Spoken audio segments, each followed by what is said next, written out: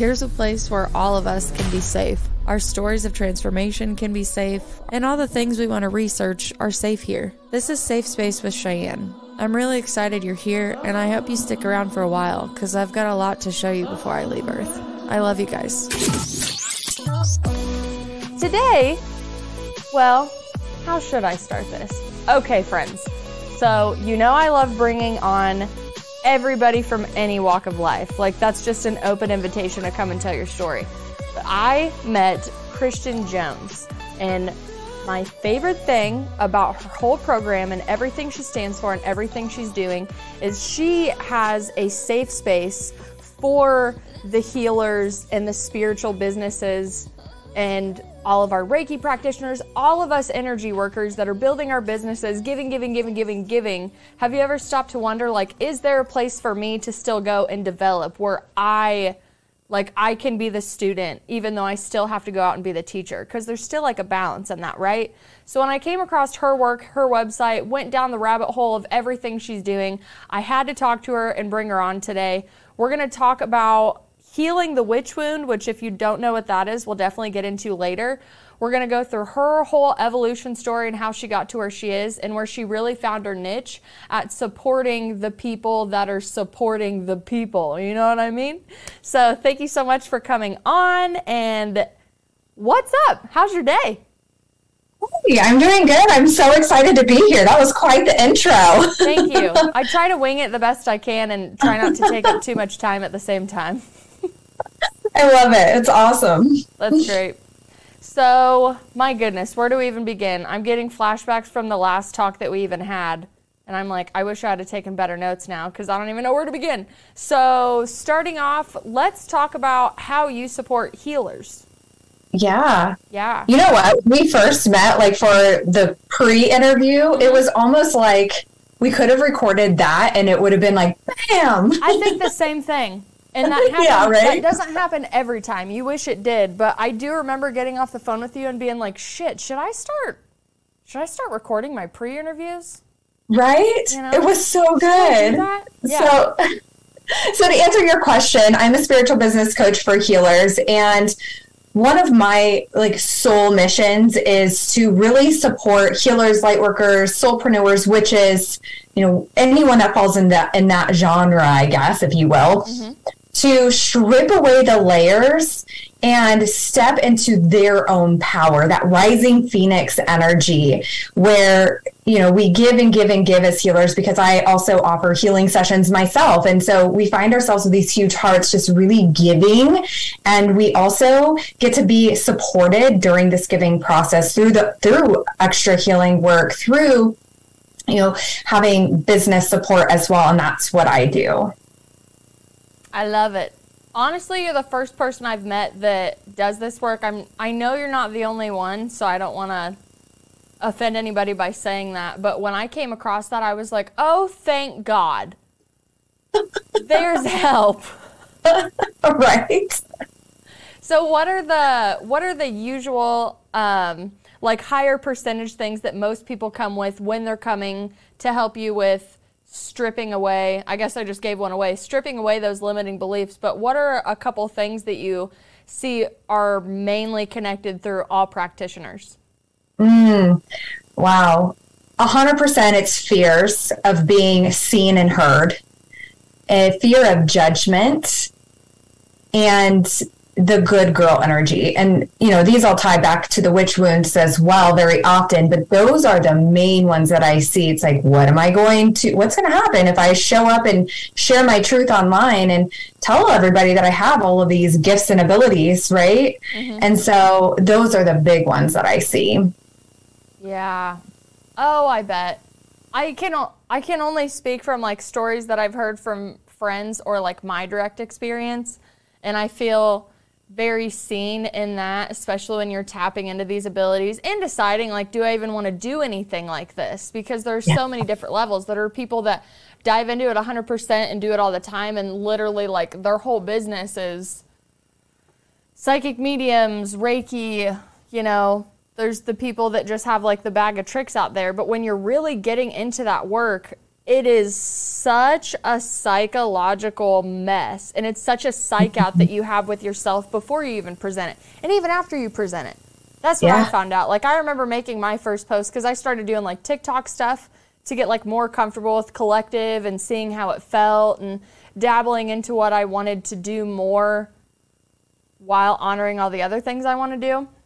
And I remember I was okay with making the post. It's not like I had like fear about it, but I recognized the thought was coming, but I didn't attach myself to it to stop me from doing it. I was like, this is what I do. This is what I'm interested in. This is what I'm learning. Take it or leave it. Just like you said before we started recording, like, this is my authentic self. Like, you don't like it, go on. And that's a powerful vibration to put out. But I also think it's a powerful affirmation of protection to yourself.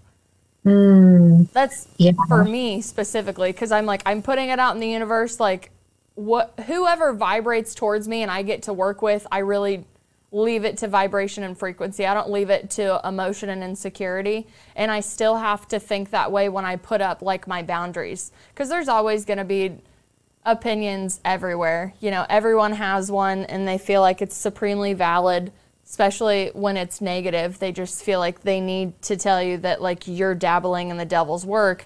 But I'm not going to take any time. I'm not going to take any time out of my day to give you a history lesson, to give you an ancient knowledge lesson, or like, I'm so past that. I think everybody goes through that, where there's even a proving moment in that. You meet a lot of skeptics, so many little beginner stages that I still find myself getting pulled back to, but then it's so much easier to break out of when it continuously comes up over and over and over. So do you have tips and tricks for not falling back into those pathways when you do kind of get dinged by somebody being negative about you coming out with spiritual gifts? Yeah, absolutely. And the thing that was coming up was, I mean, that is an amazing space to be in, and not everybody is in that space. And I think that sometimes it is the beginners that I see the most, but when you step more into your power and you're stripping away those layers, limiting beliefs, fears, all of those things that are not serving you, that's when you just really don't give a shit anymore, right? And I really feel like this is where the mindset comes in. And what I see often is in the healer community, and I was like, look, I'm going to call you out, but I'm also going to call myself out because I've been there too. The healing community tends to be in this space of, oh, I see what everybody else is doing, but I have these gifts and abilities, so I'm just going to heal myself. But the truth is, we can only meet ourselves where our limitations are, and we can only see so far, whereas when we hire the support, then we get to see our blind spots being pointed out to liberate ourselves even more. And so having that support system to be able to help you peel back those layers, because the truth is we can only take ourselves as far as our limitations will take us. And then, and then it's like, okay, well, what's next? And so the inner work is absolutely vital. Continuing to look at why you are afraid, why when haters come on or skeptics come on your TikTok or your social media or wherever you are, so looking at that trigger, why you are triggered in the first place. This is one of my favorite questions. What are you making it mean about you? That's really good. Yes. And because someone else, right? That's one of my absolute favorite questions, because sometimes it's like a show-stopping question. You're like, oh. Yeah. Because you realize you're in control of it. That's the best part about the question. Immediately, you're like, whoa. Let me back up. Right? Wow, that's powerful. Repeat it one more time, because I just got overly excited and forgot it. What are you making it mean about you? What are you making it mean about you? I absolutely love that. Yeah. I am going to use that, but I am going to quote that I learned it from you, because I'm a big credit where credit is due. I don't like taking other people's stuff. So I'm sure that I learned it from someone else too. Like, it's so powerful. Yes. And that is just it, that we get to realize that we have the power all along. If we're giving it to other people through our triggers, and that is part of the human experience, like it's going to happen. Welcome to being human on planet Earth. And also take the power out take the trigger, the fears, the limiting beliefs, and any low vibrations out of your body, put it into your hand and see, oh, actually, I'm holding my own power. I do not have to live with this energy, this low vibration, or somebody else's opinions that mean nothing to me. Mm-hmm. Do you find that there's almost a comfort zone in keeping those insecurities too? Mm-hmm. Yeah. It's interesting that you ask that, because this came up, I can't even remember, in the past week. I want to say I was having a conversation with someone in my DMs, just someone that I've become really good friends with, whatever, who is a witch. And she was talking about her money mindset. And I was like, I wonder if you have gotten to the point where this is just comfortable for you to live in this space, and where it's like you do want more, but do you actually? Because this is your comfort zone. You don't know anything else. You've never known, and you say you're doing the work, but actually, I wonder if you've actually cut the cord.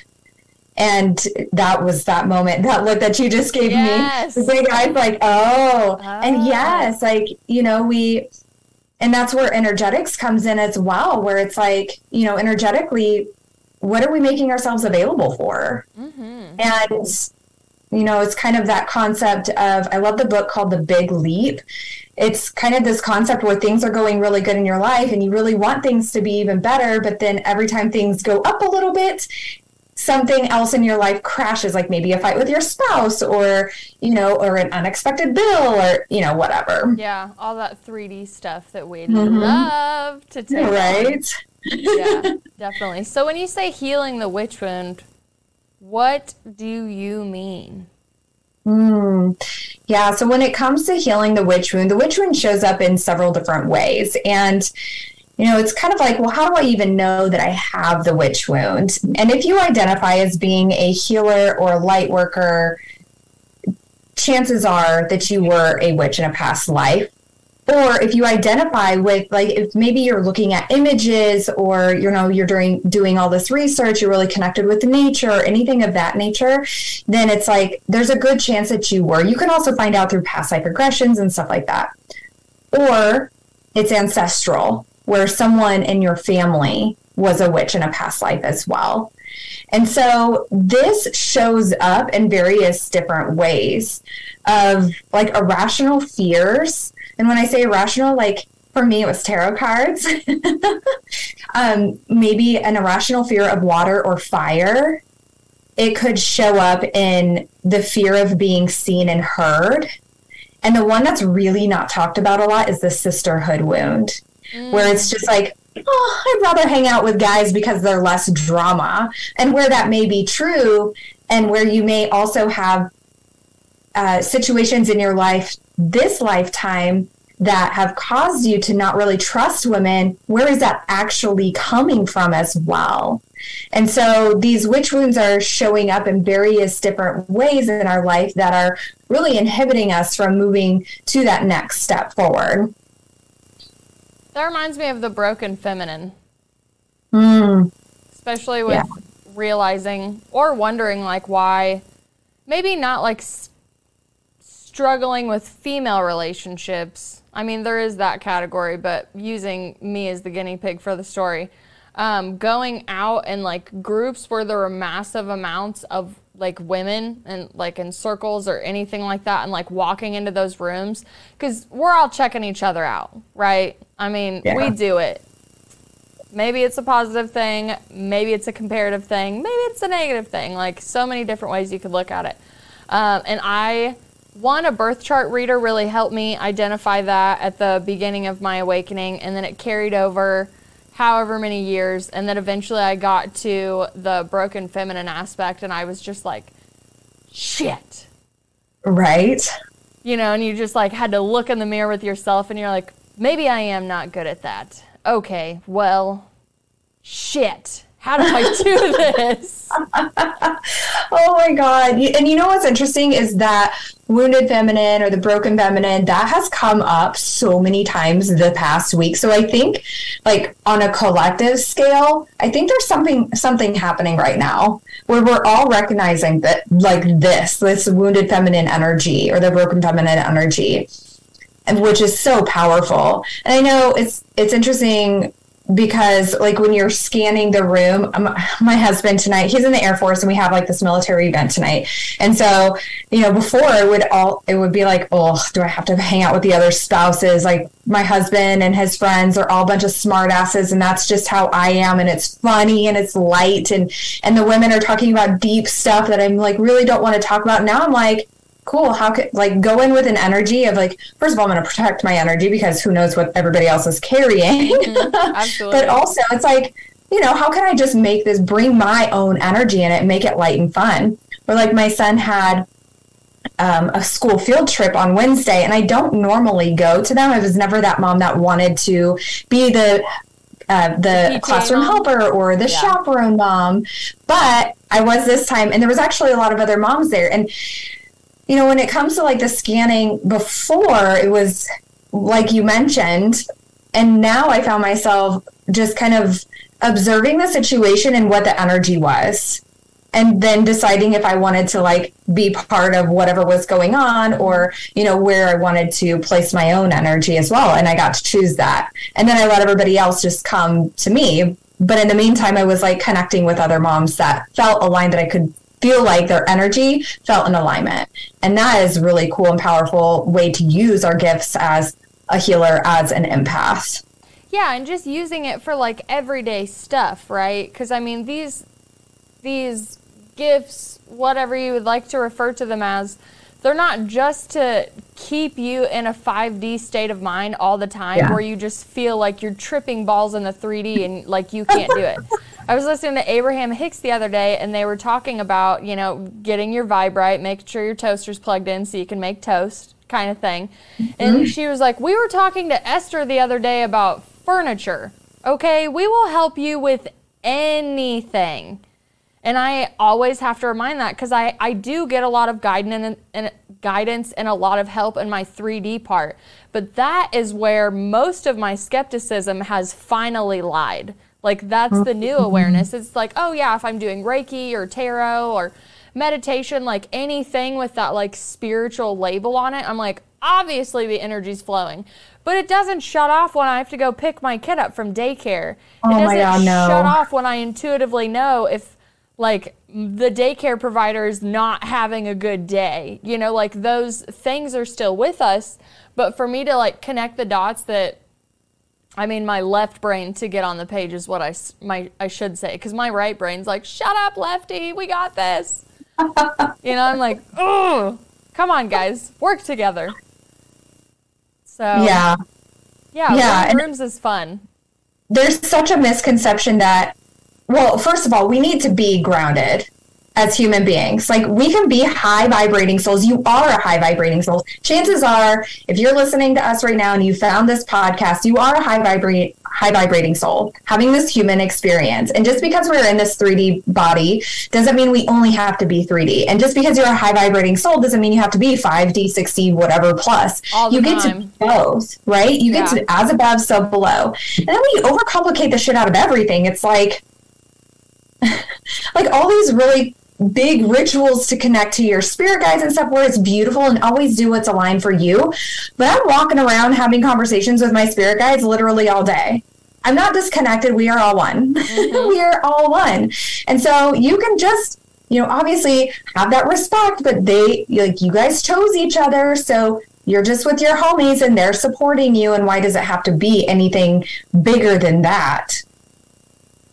So back to like walking into the room, dealing with other women, spouses, anybody in general. So I was literally just on the phone with my best friend today because she's getting ready to go out for her birthday. So she's got her outfit.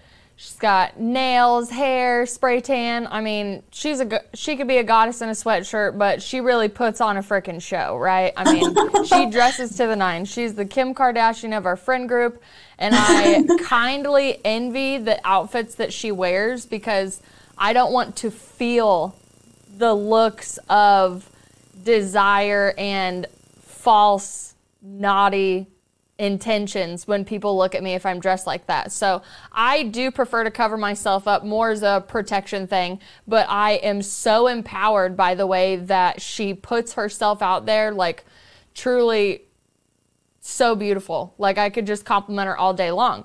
But she was like, yeah, I'm really excited about this outfit. I'm really excited about tonight. She's like, but I'm like freaking out. And I was like, what on earth do you have anything to freak out? Like, dude, you rock that whole vibe better than an Instagram model. And you have a personality and a kind heart to back it up with, which is not seen a lot in women of your caliber is the best thing that I could say. Like they really are locked into the superficiality of things.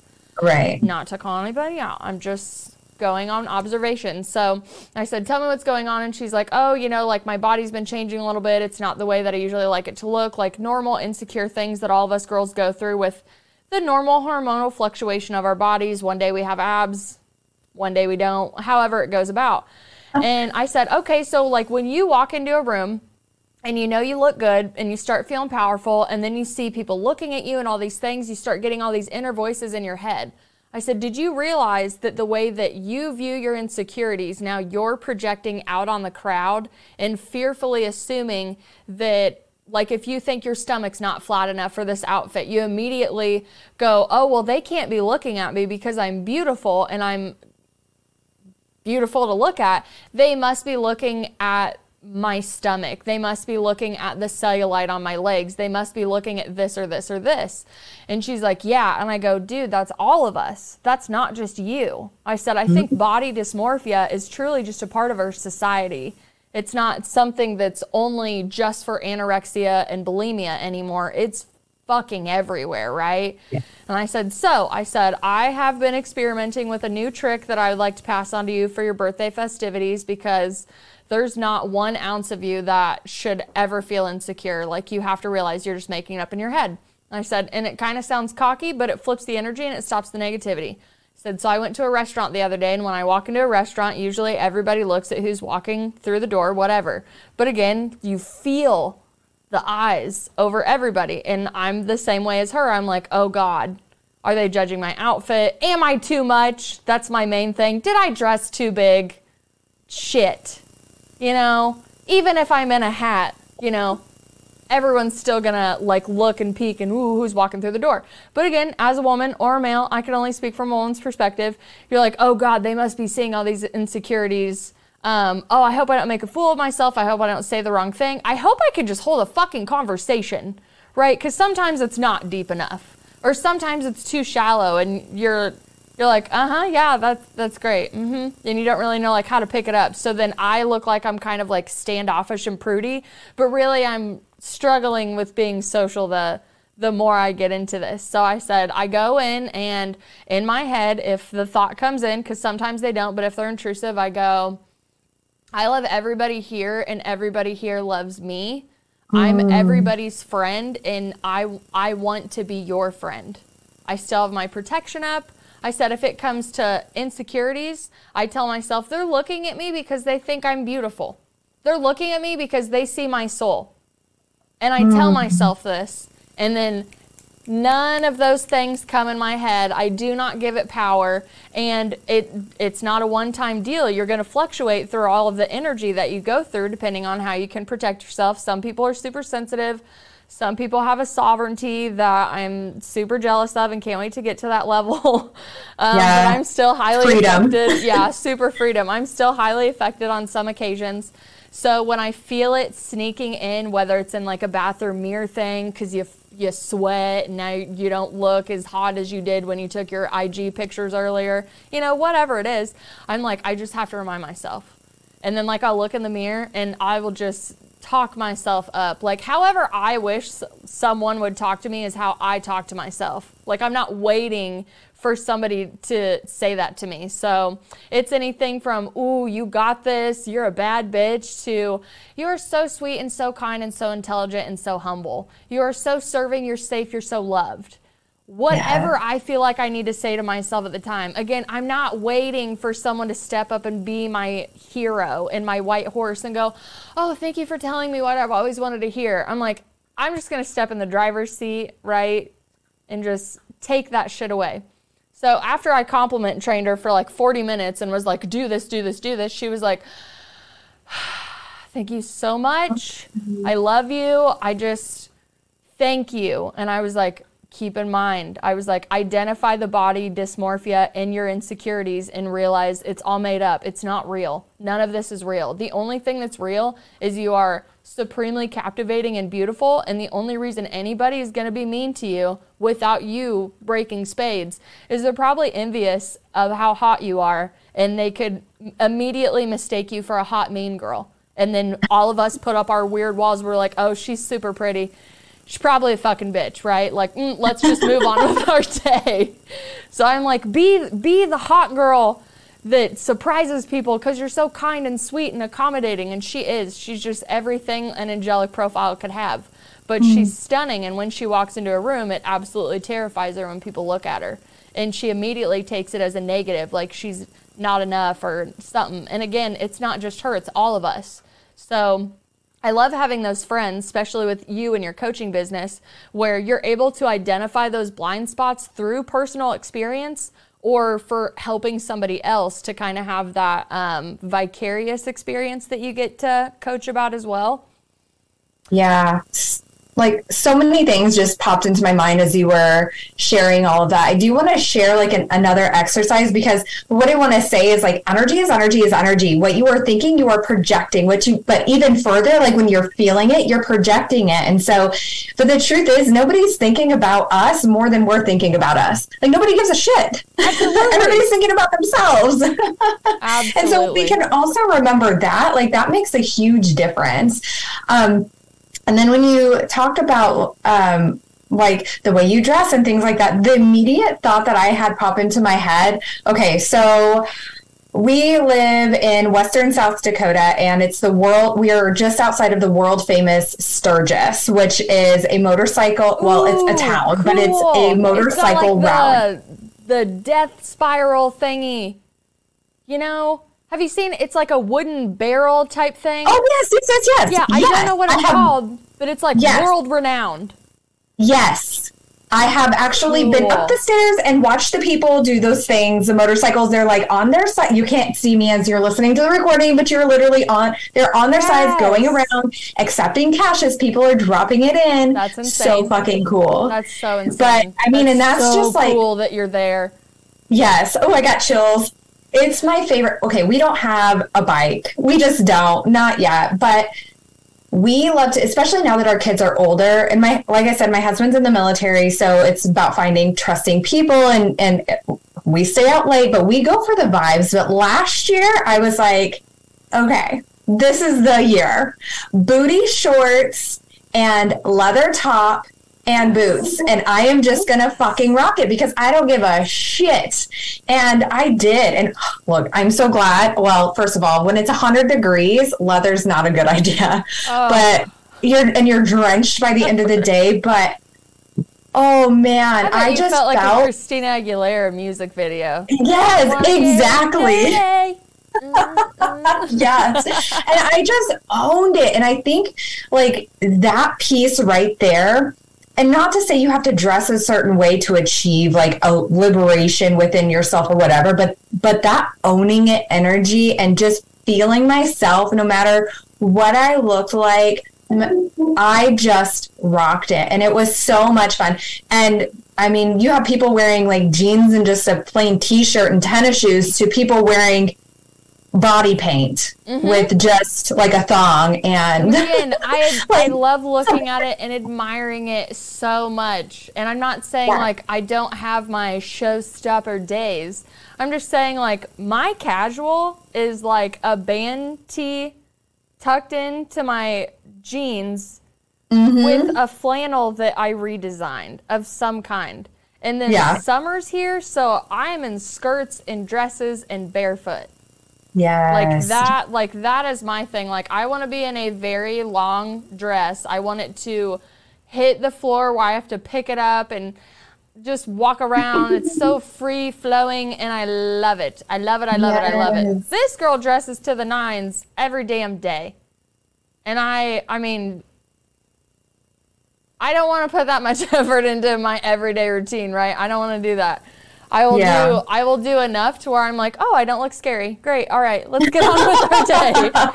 I look a little bit more than homeless, and that's great. Go me. Yeah, awesome. You know, well, sometimes because I'll take my daughter to daycare before I start work. So, like, the daycare version of me sometimes versus going and, like, getting on a podcast an hour later. Two completely different Cheyenne. Yeah. And the podcast Cheyenne picks Monroe up at 5 o'clock. So I come back in and she's like, oh. And I was like, yeah, looking a little rough this morning, right? And she's like, no, honey, you're always pretty. And I'm like, I'm going to pay you to say that. Yeah, just keep telling me that. That's awesome. Because it is, like, I'll just kind of, like, finger comb my hair and I'll wash my face, but I won't do, like, any type of application to it. And I'm not one of those people that thinks I have to have makeup to look appropriate. I just feel like I look more awake and alive and just put together, you know? So if you're, like, it really is for, like, the presentation of it and for me. But for the most part, I mean, I just enjoy trying to move closer to the all natural the older I get. Yeah. Because I don't, I don't want to be one of those really older women that they have concealer that is 3 inches high under their eyes, pretending like that concealer is actually going to cover up wrinkles. I want to embrace my stretch marks and my wrinkles and whatever weight that I healthily get over the upcoming years. I'm excited to get old, which is a big statement for me, because I really was hoping to die super young, and that's not a thought that I have in my head now. So the gracefully and understanding that it really is an honor to be old, and then trying to just build this part of myself up the whole way is really a big challenge, because I do love playing dress up. I love going and doing all of that fun stuff, but it really isn't an everyday thing for me, and I always have to remind myself, like, that's still not a self-worth thing. Like, even if I just finger picked my hair and got on a show, like, I'm still a fucking goddess. So like, quit talking shit about the bags under my eyes today. Like, they'll go away, it'll be fine. But it's still a lot of self-auditing. Yeah, and that's what's really cool about, I think, being a woman is, like, we can step into these alter egos. Like, I've got my rally Kristen, and I've got, you know, most of the time I'm in sweaty workout clothes and I'm like, great, this is fine. Or, you know, same, I love my band t-shirts. I'm like t-shirt and jeans, or, you know, when the summer comes, it's still chilly here a little bit, but when the summer comes, there'll be some cute tank tops and some shorts and flip-flops, mostly shoeless with my top off my Jeep and, like, just free. Mm-hmm. But it's like we get to be however we want to be. And, like, when it comes to those intrusive thoughts, like, the energy is important. And also, I would love to offer a different perspective as well that's not super well known. But it's something that I've learned recently and it's been super helpful.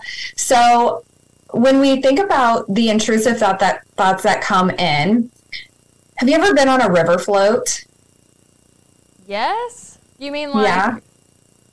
Like when you get on like an inner tube and you just kind of like float down a river? Okay, because I was going to be like, oh, like Current River, but I'm like, I don't even know if you would know what that is because you're from South Dakota. But are you talking like a kayak canoeing or just like a ride on an amusement park?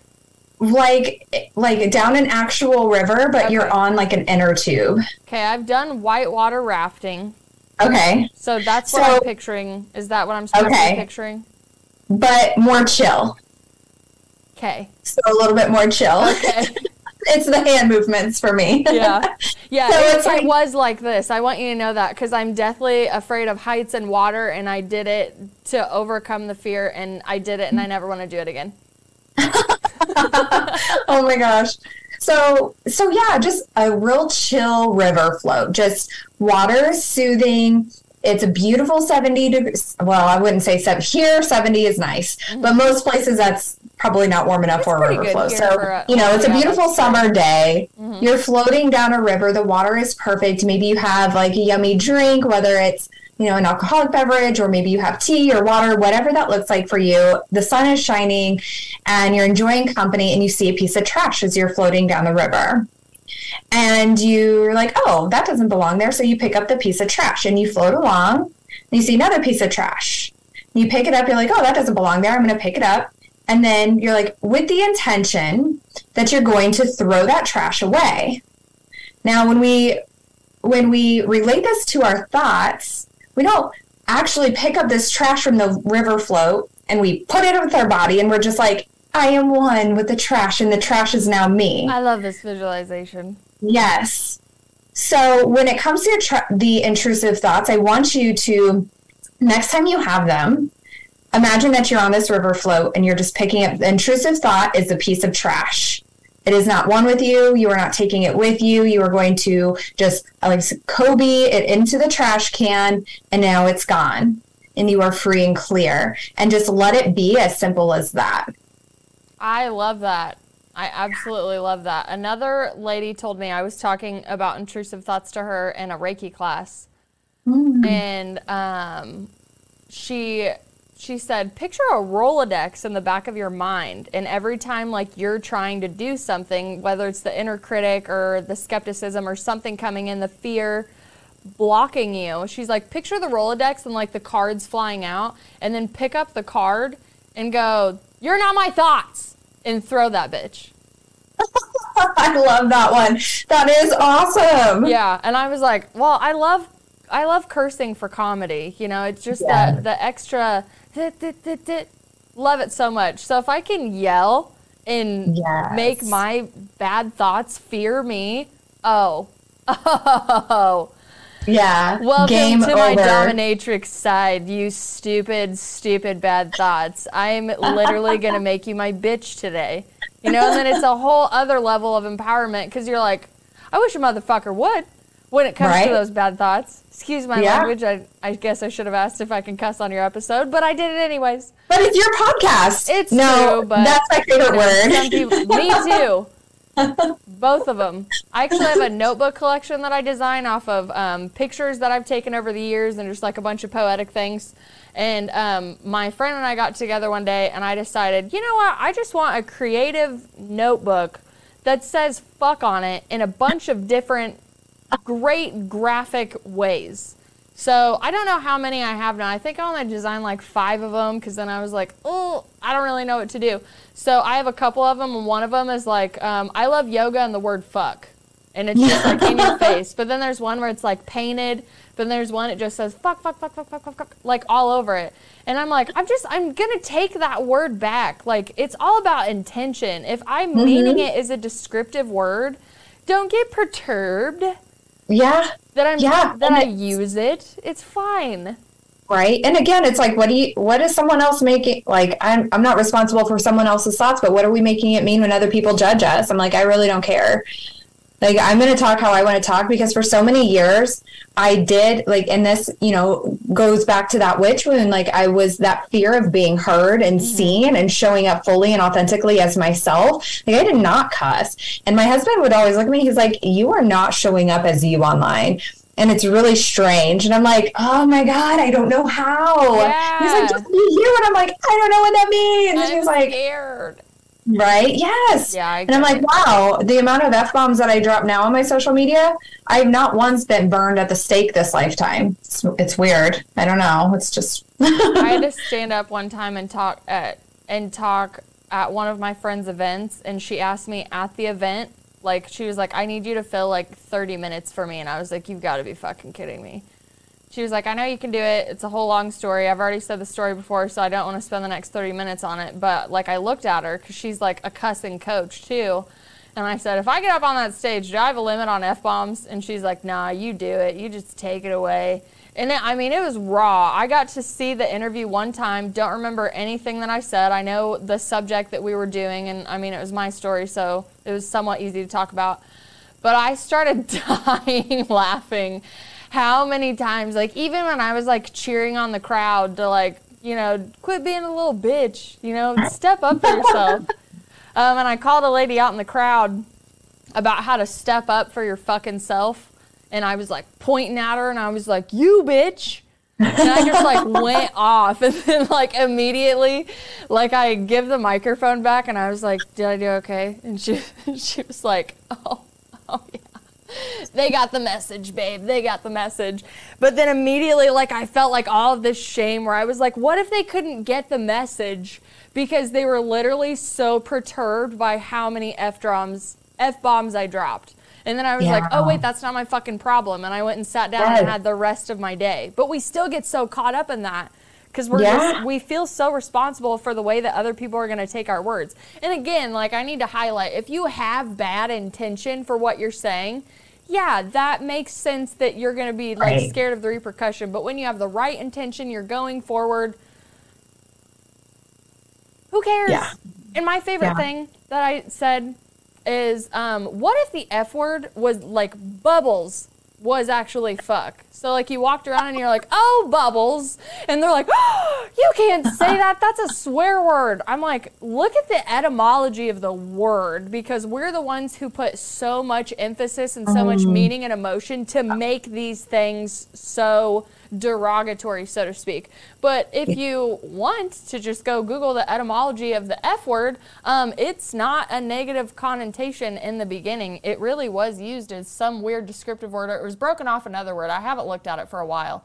But I put that in my back pocket for a while when people would be like, do you have to use the F word so much?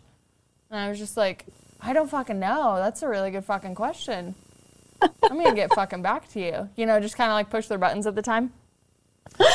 Oh my gosh. And yeah, you're right. And that's like that upper limit too, where our brain comes in. It's like, oh, but was that actually good? When, you know, like, you got off that stage just floating, or like you did a thing and you're just floating. And then your brain's about like, oh, but like, what if they didn't receive that? Ooh, did I drop this thing too much? You know what I mean? And so it's like, yeah, I sway between making sure I'm not, like, egotistical, and I am, like, I do want to, like, deliver a message, but I don't want to be, like, unaccountable egotistical is what I mean. Where it's just like, meh, like, you need my words, or, like, something like that. Like, I don't ever want to be one of those people. So I really, ego and auditing, that's what I was going into. Like, I want to make sure that I'm auditing myself. I'm still growing. Like, I'm not stunted or blocked or any way, or, like, I've just done something that, like, I know is bad, but now I'm bypassing it so I don't have to deal with it. So I mean, you really got to love the people in your life that you trust enough to call out those blind spots. Oh, yeah. Because calling it out yourself super hard. I get better at it because, again, conversations with myself, I literally named a poetry book after it that I still haven't made, but I'll publish it one day. Because that's how it felt when I first woke up. Like, I was really, like, identifying with myself and all of those parts and thoughts that had been separated for so long. And then, like you said, they all came back together. We're all one. And we're all partying all the damn time. Now, when I go out and do stuff, and I'm sure you feel the same, whether it's, like, obligation stuff that you have to do, because I have to go to stuff for my husband's job, too. It's a pretty good time. I'm not going to lie. It's pretty fun. But I still have all the, oh, God, I hope I'm not socially awkward moments. Yeah. And I have these people trained to, like, a T. So they talk to me about Incubus, concerts, my podcast, my daughter, and, like, the night's over. Yeah. So, like, that's good. Love the people that know how to engage with you. Yes. And also it's like, you know, why am I questioning if I'm socially awkward? Like, what, and again, like, what does it mean if I quote feel like I'm being socially awkward? Mm-hmm. And I love that also you found your tribe. I don't know. For me, most of my husband's stuff is a lot of fun, but again, a bunch of military guys and gals, like, so just chill, funny, smart ass, quick-witted. Mm-hmm. Such a, like, tonight the one is an award ceremony, but we always take Nerf guns, and we have Nerf gun wars during this award ceremony, and it is so fun. It's our favorite event. That's good. Yeah. So do you ever have moments when you like go in the bathroom and just kind of have to like recenter yourself, since you are, I don't like, for lack of a better word, sensitive to the whole freaking room and like everything that's going on, whether it's high vibes, low vibes, in between, neutrality, whatever. You still just like, you're doing great. I'm so proud of you.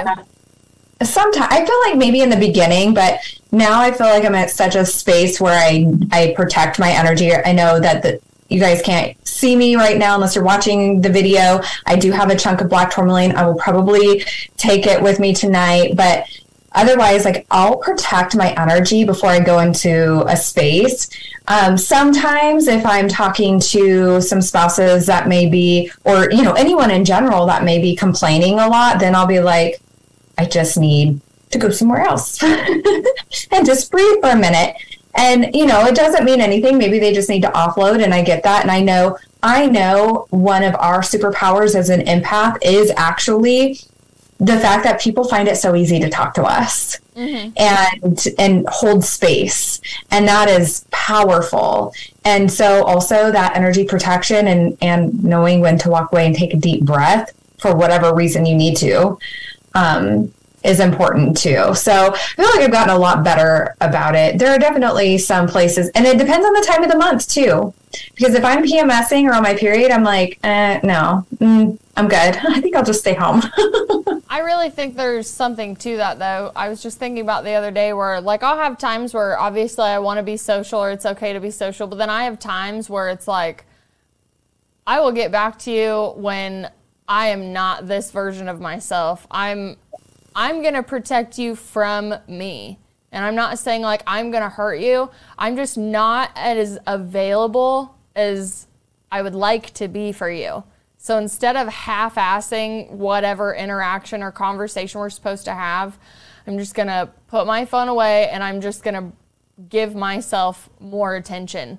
Because even like, I mean, little bitty like hermit modes is the best way I could talk about, where you really are just supposed to dive into yourself, whatever avenue that is, from just go ahead and lay on the couch and don't do a damn thing to, you know, whatever you want to do. My phone will go off and I'm like, my friends get worried if I don't answer the phone, because I always answer the phone. Because if you're that friend, like when your friends call you, they're not calling to be like, hey, there's a fucking sale at Kohl's. You know, like they're calling to talk, right? Yeah. And I love making myself available for that, but my boundary work, I will let it go to voicemail, and then I'll ask my intuition, like, they don't have like a gun in their hand or anything, right? Like I didn't miss that phone call. But I don't want to give that part of my energy. I have that shadow side. I have that dark side, so to speak. But if I'm not open and receiving, I guess is the best way to do it, then I really do audit it. And I'm like, today's a shy day. And we're just going to stay away from everybody. And I'm going to text my husband. I'm not fucking feeling it. Okay. Just so he knows, because it's not his fault. Which this is actually something I'd like to bring up to see if you've ever done this, especially with him being in the military and you doing a bunch of spiritual work. There can obviously be like gaps sometimes.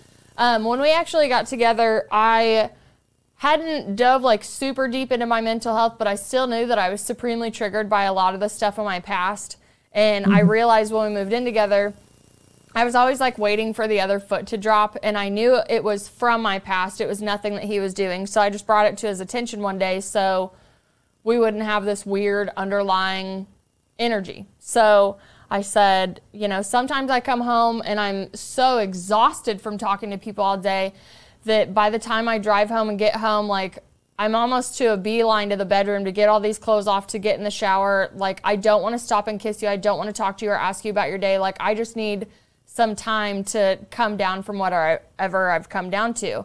And I said I could go into an episode, is what I called it at that time. And I don't want to be around anybody, nor do I want to call you like you're my mom and like tell you like what's going on. So we came up with a number system for stuff. And oh my God, I haven't used the number in so long. Oh, it's 777. So for both of us, like whenever we're coming home and greeting each other, if one of us was on our way home, we would text each other 777. So we knew that you were in a place that you didn't want us to do anything for you, but you were acknowledging, hey, I'm having a moment. I need to go be by myself. And then we have up to 4 hours of no contact that you're allowed to go take and do whatever you need to do. But then after 4 hours, you don't have to get your shit together, but you do have to check in, and you can be like, I checked into a hotel room for the night. I just need to be alone. Hey, I'm out here at the Keeper of the Plains meditating, which he tracks my phone, so it's not like he would know where I was going. Right.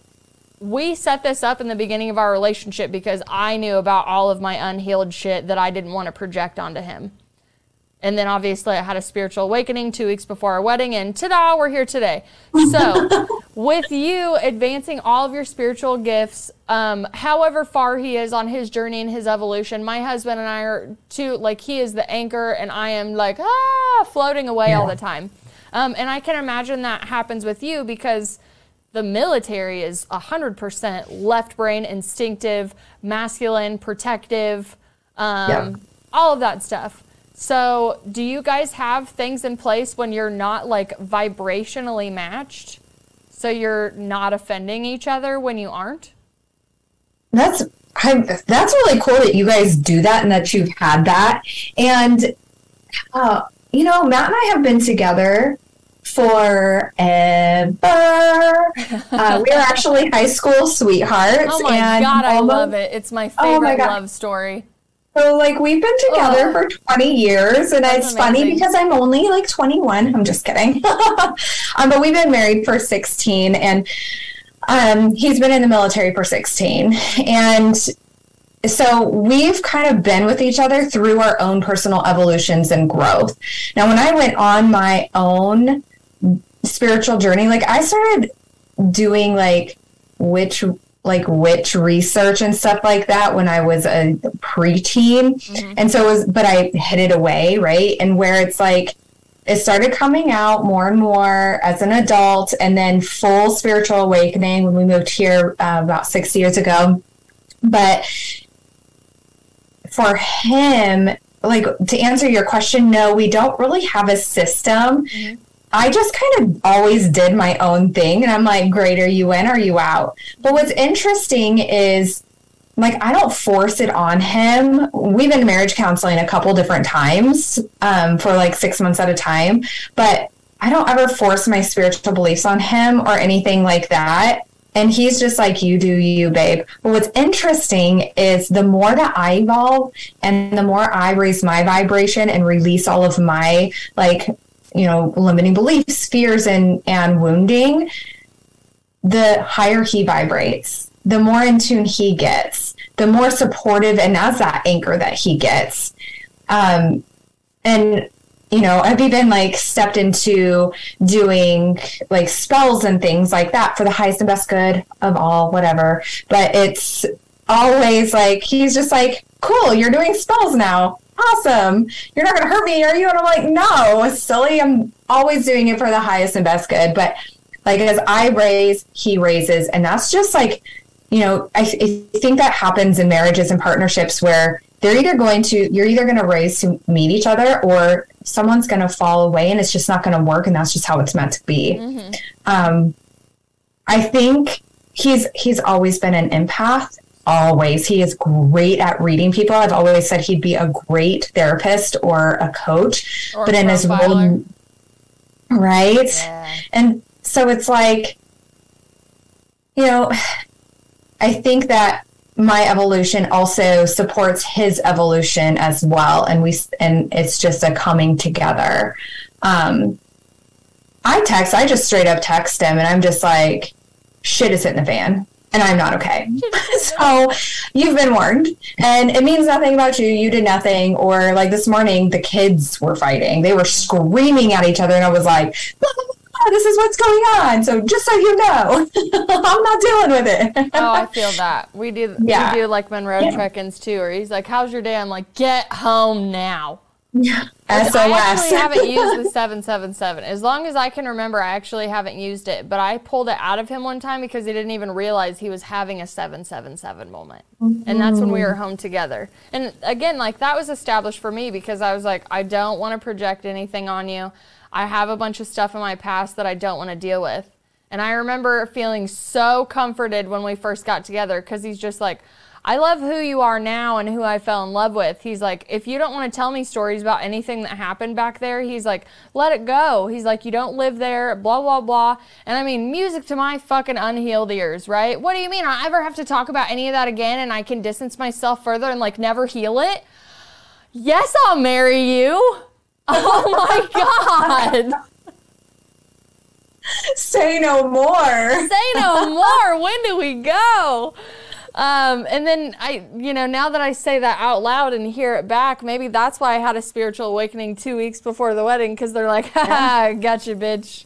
Right? You do not get to run away from that. You will have to go back and just check all that out really quick. So where did this all begin for you? Like, I can totally identify with researching it, keeping it close to your heart, and pretending like, oh, I'm not interested in that. No, that's weird. But from evolving from the hiding point, when did you come into wanting to develop these gifts, or like, how did it happen for you? Yeah. So, I mean, when you look back on your spiritual, like during your spiritual awakening, I think we do a lot of reflecting on how the fuck did I even get here? Like, how did this even happen? And the truth is, it was always set up. Like, I remember when we first moved from Iowa to Florida, I met this girl and she introduced me to The Secret. But before that, I was researching like witchy stuff and like whatever, but never really made it mean anything and just kind of hid it away. But I went through I like started doing like meditations and stuff like that throughout my adulthood, started like reading spiritual books and randomly, but not in like, it was never a coincidence, started connecting with spiritual beings, but not really understanding at the time. But when I went through my spiritual awakening, it was just like this unbecoming of everything that I thought I was and how I was operating in my life. And that's when I started to notice things like Reiki, which was completely, like, I'd heard of it, but I didn't really understand it. Were you skeptical? And then one of my, what? Were you skeptical?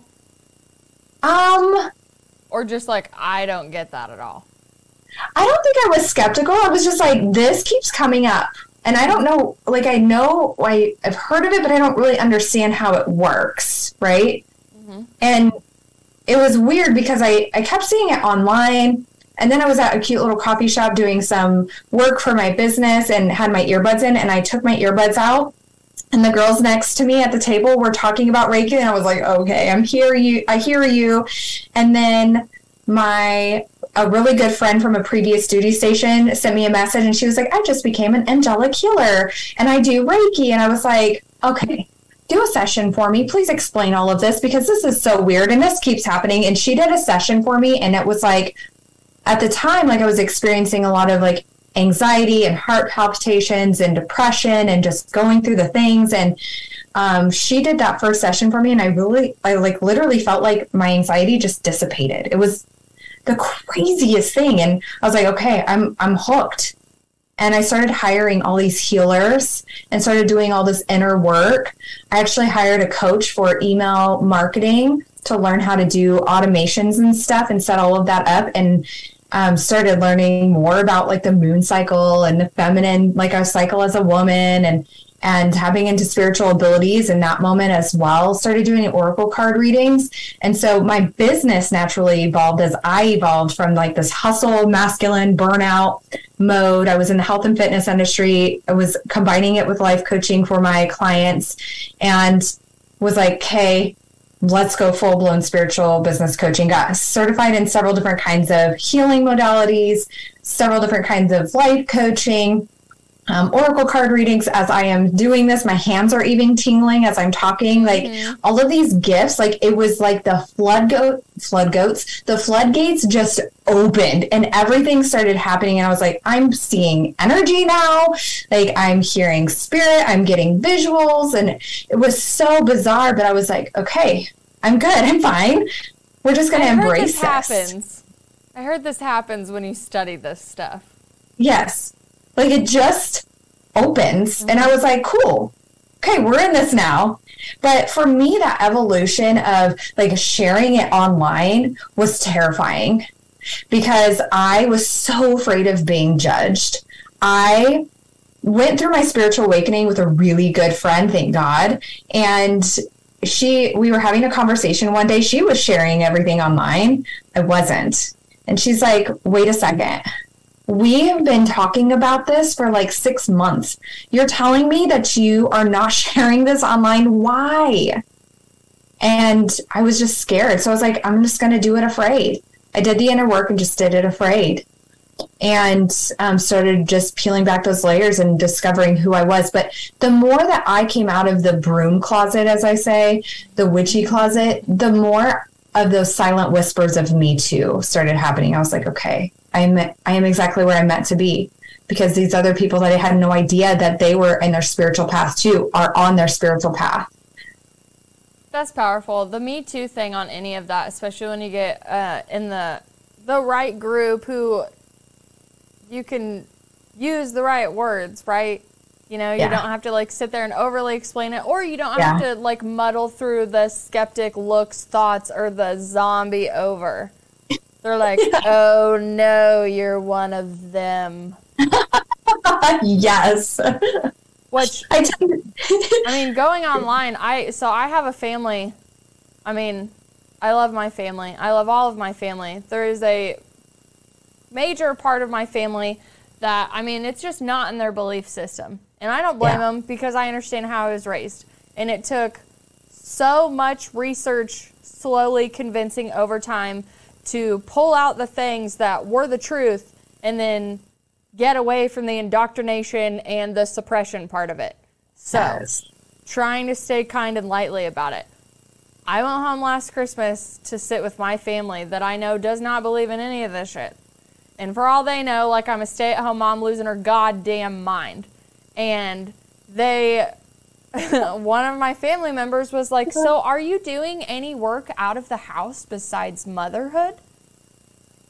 And I was like, okay, calm down, Mary Berry. Okay, with your enunciations, for one. I'm like, it's about to be 2023.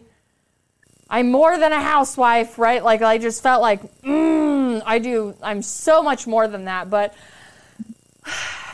so I like took a deep breath, and immediately like I got like a higher self download, and she's like, embody it. You know, this is a part of you. This is what you're doing. This is where you're working on. And if you're going to be ashamed in front of like your family because you're scared of like their judgment, like how are you supposed to go out in the world around strangers and blah, blah, blah, blah, blah. So I was like, great. I love lessons like this because I'm going to get zombie face from people that I love. I'm going to get skepticism. I'm going to get condescending remarks from people that I admire and love. And I really hope I don't cut your ass out of my life after this, because I watch how your asses treat me. So I'm sitting here and I said, actually, I've been studying Reiki. And, you know, like their insides are like, not that they know what that is, but, oh, God, it sounds demonic. And then I talk about energy healing. Somebody says a condescending remark about like, oh, like solar energy. And I was like, oh, you know, because like I immediately go to like the sarcastic, my, bless your heart. Okay, I'm going to mirror you right now. I love you so much, I'm going to show you what an ass you are. Okay. And I just went, oh, I just remembered, like, you guys don't study any of this. I said, do you want to talk about like quantum physics, visual light spectrum? Like, do you want me to break it down for you to where it's tangible to where you are? And I know that comes off like sounding like I'm on a pedestal or hierarchy, but I just mean in the belief system that like this isn't allowed to be believed because you stopped here. Your ignorance has set in because you stopped growing. I never quit growing, and my curiosity has never went away. And I think that childlike sense has helped me carry through all of these crazy things in your perspective that I'm learning. But it was a big freaking moment for me to go there and just be like, you know what? I really don't even care what they think about me anymore. I'm just going to do it. saying it in front of them. A couple months later, I come out on social media. Hey, I just wanted to let everybody know I'm doing collective readings on TikTok. This is really just for me to develop my skills. I'm not planning on going full time with this. If you feel called or you vibrate my way and you would like a reading, come one, come all. Like, let's see how this works. I did collective readings for a while on TikTok. I loved it. Went into hermit mode and I didn't love it anymore. I did one TikTok live and I absolutely hated the energy of it. I don't know how those readers do it. I never want to do a TikTok live with tarot or oracle again in my life, and I'm so glad that I know that now, because I was so excited to go live, and now I'm like, if I go live, I will literally have conversations like this.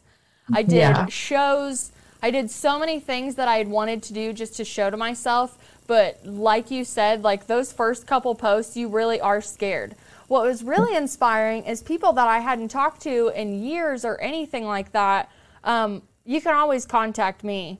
Like, I'm one of those people. And I mean, unless we really like don't mess with each other, you can always message me. And I had people coming out of the woodworks, whether they were getting readings or they were like, hey, I just want you to know I've been watching your content for a while. I've been seeing your growth, and like this inspired me.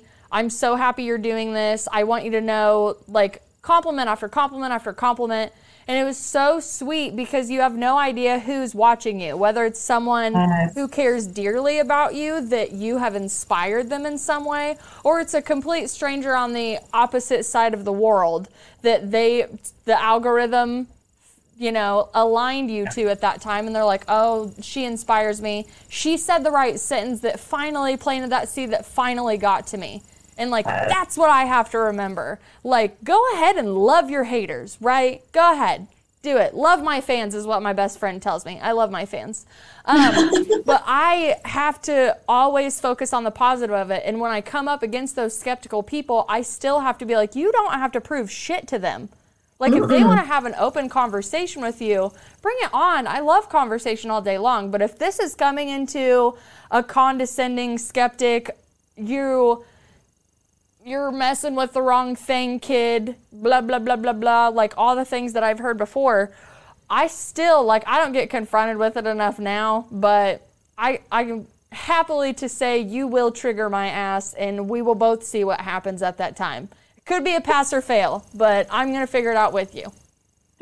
Yeah. And it's like, why am I triggered? Mm-hmm. Why am I triggered? I definitely think it goes back to a lot of inner child stuff, for sure. Oh, absolutely, 100%. And that's where the healing the witch wound is. Mm-hmm. If someone were like, okay, well, how do I even heal the witch wound? It starts with the inner child. Because, and here's my belief system, is that we are having a human experience. We're here however we are here on this earth, but our soul is not separate from our human body. And so any of the work that we do in this lifetime, if you believe in reincarnation, then we're just going to carry this work and this liberation into the next life if we choose to come back to planet Earth. And so it's like any of this healing that we do in this lifetime will also release us from our past lifetimes. Yes, you can get healing in the Akashic records. Yes, you can get past life regressions and healings and various past lifetime healings. And also, don't give your power away to everything. You are a powerful sovereign being as well, and you can heal that. And it does start with the inner child, because it's like, okay, well, if I was bullied as a kid, this is why I don't connect with women in this lifetime. And also, well, why are women acting like that with each other? Why are kids acting like that with each other? No, kids will not just be kids. This is something else that's going on, because in the past we were all tribes. We fucking worked together. Mm-hmm. We helped each other. And now it's like dog eat dog and everybody for themselves. No, ma'am. This is past life healing that we get to do in this lifetime. The inner child, the inner teen's been coming up a lot lately with my audience as well. And really just looking at these things and healing them in this lifetime liberates you from the past lives as well. And definitely that unconscious programming you don't even realize you're doing. Yes. So many tips and tricks we could go into right there. So, okay, I'm trying to think of where we are in your story, because I love tree branches. I learned so much from compatible stories. you turn it into a spiritual business. You decided that you're going to focus on the healers and really helping them with their limiting beliefs. So obviously you had your own limiting beliefs that you overcame, and you're like, I have to tell people that, you know, everybody feels this way, even, you know, whether we're connected to source or not. Like, we're all going to go through these like ups and downs. Being the practitioner, or the conduit, I guess, is my favorite way to say it. You really visualize the energy like moving through you. Yeah. Well, it was weird because I want to say about a year after my awakening, I had an Akashic Records reading, and I actually went back through it recently because there's some things that are coming up to, I want to say 2 years later, that I was just like, whoa, this is all happening now. My hands are vibrating again. Oh my gosh. I'm so excited for what's to come. I've been working on it for so long, but she was like, wait a second, you're the healer's healer. And I was like, what? And I was like, first of all, that feels really big to carry. What does that even mean? And so I started, after that session, I started doing some journaling and some reflecting on the clients that I was helping at that time. Because at that time I was doing like energetic healing sessions, oracle card readings, and one-on-one spiritual life coaching for women with stress, anxiety, and overwhelm. And when I sat back and thought about all of my one-on-one clients that I'd worked with, as well as the people that were coming to me for healings and sessions, I was like, y'all are hidden healers. Every single one of them started coming out of the broom closet. And I was like, oh my God. Look at this. I'm a talent scout for God. Yeah. Oh my God. I'm using that one. Do it. That's freaking awesome. Do it. And so it was just like, okay. And then I want to say about, I don't even know what that timeline was, but I don't know if this feels relatable, but after the spiritual awakening, time just doesn't even feel real. It's just like so many weird fast, gifts. But it's slow at the same time. Yes. That's the weird part. Yeah. Like, what is it today? It's May. Yeah, so it's May 12th. And when I get on my calendar and I, like you, like we have stuff booked out and we're like, how is it May? Oh my gosh, that's going to be right here. But then it doesn't make any sense either. No, like, time doesn't make sense to me. That's completely relatable with no way to explain it. Yeah. So, okay, I'm glad I'm not alone because I'm like, what is happening? So anyway, somewhere along the line, I started working with a coach myself, and I was like, okay, I'm ready to step into this energy. I'm loving what I'm doing, but I need to, I'm ready to own this and what this is going to look like. And so I just started owning that I am the healer's healer because I was already doing it anyway. I just wasn't saying it. And so it's like, well, what does that look like? For me, it's that unconscious and that subconscious reprogramming with different modalities, and also soul gifts is like, spiritual gift activation is one of my soul gifts. Being able to neutralize or alchemize energy just by conversations. And, I started teaching a healing modality, and also just launching different programs to really support healers. My signature program is the Rising Phoenix, which was created to help hidden healers go from hidden to here the fuck I am, to really liberate themselves and to stand in their power as healers, because we need to. We're being called to step up. And, just really being able to create, whether it's a free offer or showing up on social media or working with someone individually one-on-one through coaching, and just really being able to peel back those layers through the mindset work, through the energetic work, through the past life work, all of these things to liberate so they can step into their power. Because the more that we liberate ourselves, the more capacity we're going to have to hold to be able to help our clients so they can help their clients, and so on and so forth. It's like when the visual I get is like glitter being thrown all over the world when we do this work, because it's not just us and it's not just our direct client. It's literally affecting so many different areas. And that is so powerful when we do that work, and also allow ourselves to be supported through the process too. Yeah, that is amazing. And I love the glitter reference because it's so true. And I really, even again, after the awakening, it can still feel so individualized because one, you're finding yourself, you're finding your traumas, you're facing this, you're facing that, you're doing this. So you're so focused on yourself. And then here comes this collective consciousness, universal consciousness. We're all connected. Universal law, one, all this comes together. And there is like a sense of purpose, but there's also like a, I don't want to say obligation, because that's not right. I don't want it to be like negative. But there's some sense, like when you do your healing, it just feels 10 times more impactful past you. And I mean, I was talking to another lady, we were talking about, you know, healing 7 generations forward and 7 generations back. And I said, I don't understand how they just stop at 7. I go, with how infinite and powerful and amazing source energy is, like, how are we only talking about 7 and 7? And she goes, oh, well, that's the only thing that science can measure. So that is what they put out there. Like, oh, it goes 7 forward and back. And I was like, I just see the energy just going on, you know, kind of like if all of the chakras were open and that spinal fluid and that on like kundalini energy almost could travel through the chakras, and as long as like no trash gets in the river, it just keeps going, like nothing's gonna stop it. Like now we're getting into physics. So like I didn't really buy the 7 and 7, but I was really inspired by it because I've always had a love for my ancestors on both sides, and I know my mother's ancestral side 10 times more than I know my father's.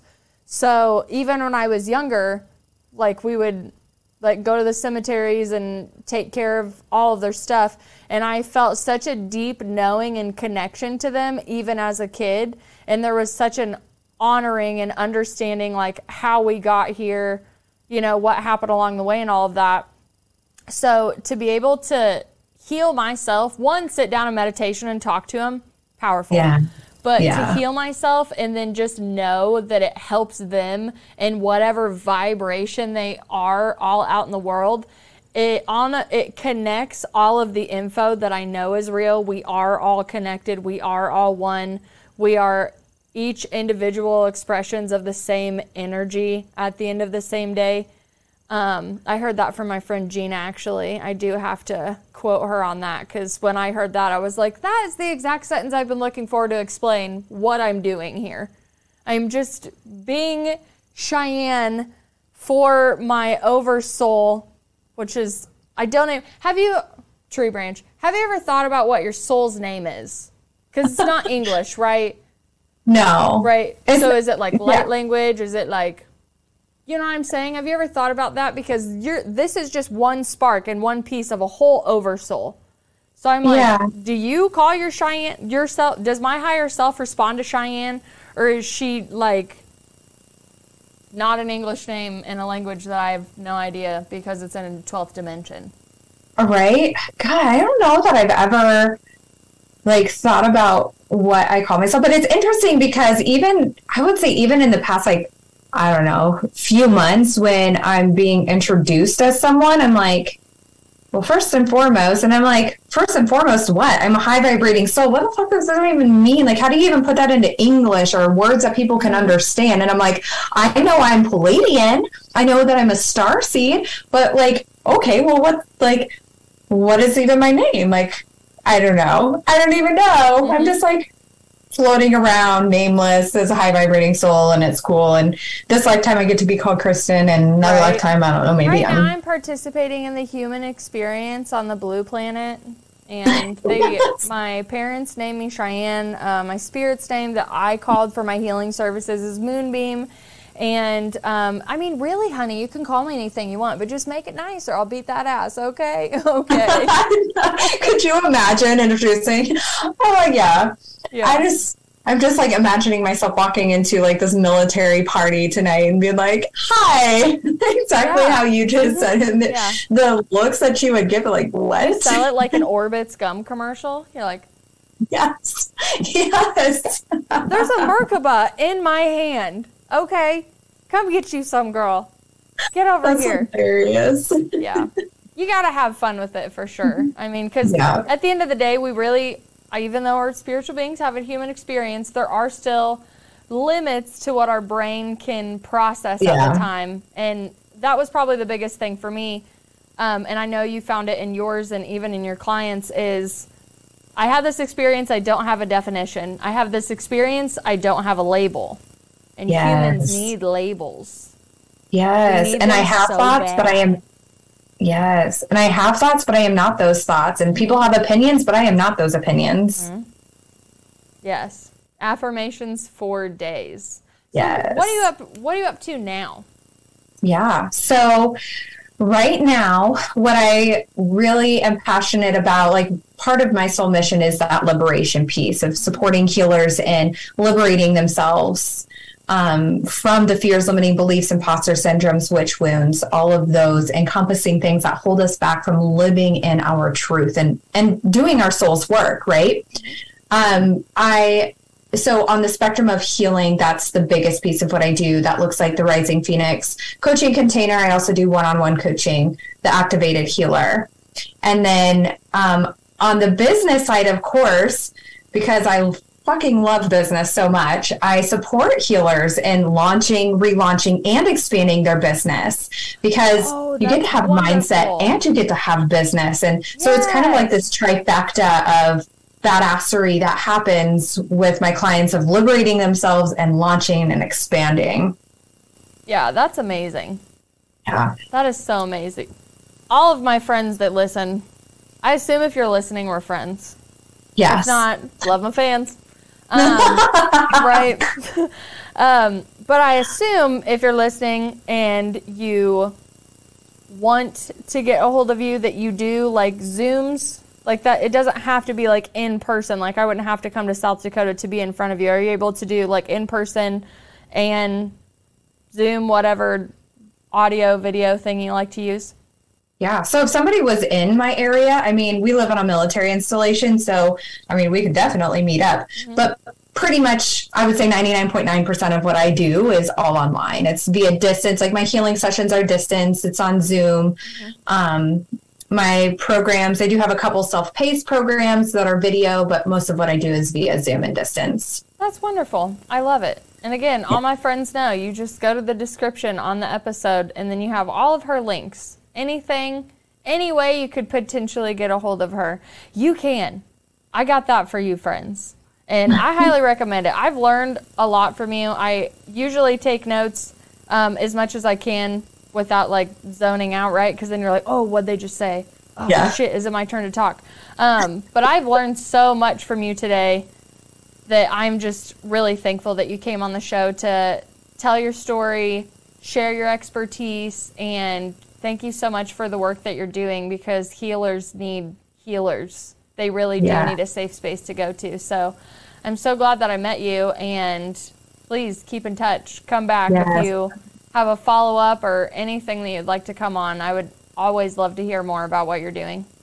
Amazing. Thank you for having me. I had a freaking blast. And also, I think I sent it to you, but on the topic of witch wound, I do have a free Healing the Witch Wound guide that will identify if you are a witch wound, or if you do feel like you were a witch in a past life, as well as steps to start taking now to really liberate yourself and heal those pieces. Absolutely. Well, when I post this, baby, that'll be there for you as well. I think I might take it just for fun, but I definitely know that I have a witch wound for sure. And I'm going to go generational, and I was probably killed in a past life. Probably just because of the way I talk in this life. Like, of course I got killed in a past life for talking shit. Right? Probably. So, again, I'll go ahead and wrap this up, because I'll start going off into little baby tree branches. So today, Vitality Exposed is going to bring us a clip from one of my favorite bands in the whole wide world, Incubus. I got to see them at Wave in Wichita. I was less than 20 feet away from the band, which is really exciting from a fan's perspective, because you're like, oh my God, they're real. And I can like feel their energy and la la la la la. So I have a middle clip from literally some of my favorite lyrics from the track Megalomaniac. Whew, hell of a word. So I'm going to play that for you now, and thank you again so much for coming on, and thank you all for listening. We'll see you on the next episode. Bye. Bye.